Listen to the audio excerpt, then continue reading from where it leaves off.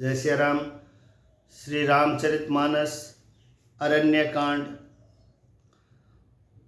उदार श्री राम जी उसे गति देखकर सबरी जी के आश्रम में पधारे।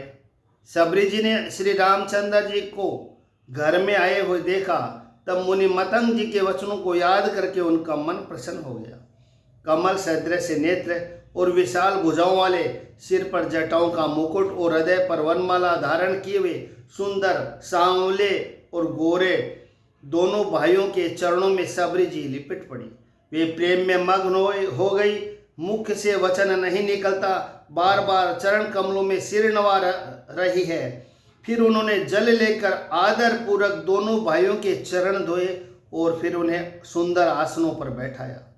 उन्होंने अत्यंत रसीले और स्वादिष्ट कंद मूल और फल लाकर श्री राम जी को दिए। प्रभु ने बार बार प्रशंसा करके उन्हें प्रेम सहित खाया। फिर वे हाथ जोड़कर आगे खड़ी हो गई।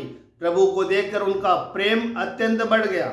उन्होंने कहा, मैं किस प्रकार आपकी स्तुति करूं? मैं नीच जाति की और अत्यंत मुड्ढ बुद्धि हूँ, जो अधम से भी अधम है। स्त्रियां उनमें भी अत्यंत अधम है और उनमें भी हे पाप नाशन मैं मंद बुद्धि हूँ। श्री रघुनाथ जी ने कहा, कह रघुपति सुनो भामिनी बाता, मानो एक भगत करे नाता। रघुनाथ जी ने कहा, हे भामिनी मेरी बात सुन, मैं तो केवल एक भक्ति का ही संबंध मानता हूँ। जाति पाति कुल धर्म बढ़ाई, धन बल परिजन गुण चतुराई। जाति पाति कुल धर्म बढ़ाई, धन बल कुटुंब गुण और चतुरता, इन सब के होने पर भी भक्ति से रहित मनुष्य कैसा लगता है? जैसे जलहीन बादल शोभाहीन दिखाई पड़ता है।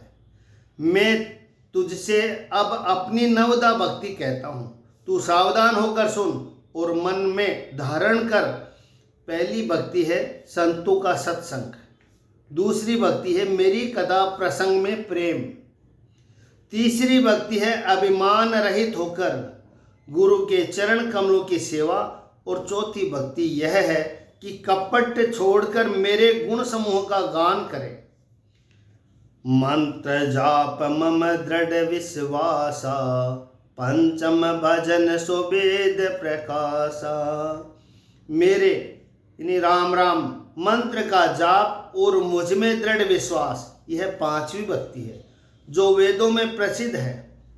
छठी भक्ति है इंद्रियों का निग्रह, शील, अच्छा स्वभाव या चरित्र, बहुत कार्यों से वैराग्य और निरंतर संत पुरुषों के धर्म आचरण में लगे रहना। सातवीं भक्ति है जगत भर को समभाव से मुझ में ओत प्रोत राम में देखना और संतों को मुझसे भी अधिक करके मानना। आठवीं भक्ति है जो कुछ मिल जाए उसी में संतोष करना और स्वप्न में भी पराये दोषों को न देखना। नवीं भक्ति है सरलता और सबके साथ कपट रहित बर्ताव करना, हृदय में मेरा भरोसा रखना और किसी भी अवस्था में हर्ष और दैन्य विषाद का न होना। इन नवों में से जिनके एक भी होती है वह स्त्री पुरुष जड़ चेतन कोई भी हो, हे भामिनी मुझे वही अत्यंत प्रिय है। फिर तुझ में तो सभी प्रकार की भक्ति दृढ़ है। अतएव जो गति योगियों को भी दुर्लभ है वही आज तेरे लिए सुलभ हो गई। मम दर्शन फल परम अनुपा, जीव पाव निज सहज स्वरूपा। मेरे दर्शन का परम अनुपम फल यही है कि जीव अपने सहज स्वरूप को प्राप्त हो जाता है। हे भामिनी, अब यदि तू गजगामिनी जानकी की कुछ खबर जानती हो तो बता। पंपा सरहि जाहु रघुराई, तह होई सुग्रीव मिताई।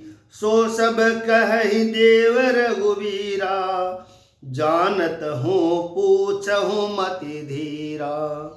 सबरी ने कहा, हे रघुनाथ जी, आप पंपा नामक सरोवर को जाइए, वहाँ आपकी सुग्रीव से मित्रता होगी। हे देव, हे रघुवीर, वह सब हाल बतावेगा। हे धीर बुद्धि, आप सब जानते हुए भी मुझसे पूछते हैं। बार बार प्रभु के चरणों में सिर नवाकर प्रेम सहित उसने सब कथा सुनाई। सब कथा कहकर भगवान के मुख के दर्शन कर हृदय में उनके चरण कमलों को धारण कर लिया और योगाग्नि से देह को त्याग कर जलाकर वह उस दुर्लभ हरिपद में लीन हो गई, जहाँ से लौटना नहीं होता। तुलसीदास जी कहते हैं कि अनेकों प्रकार के कर्म, अधर्म और बहुत से मत, ये सब शोकप्रद है। हे मनुष्यों, इनका त्याग कर दो और विश्वास करके श्री राम जी के चरणों में प्रेम करो।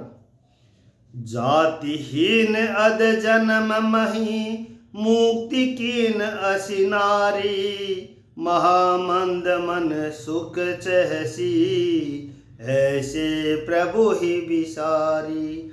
जो नीच जाति की और पापों की जन्म भूमि थी, ऐसी स्त्री को भी जिन्होंने मुक्त कर दिया।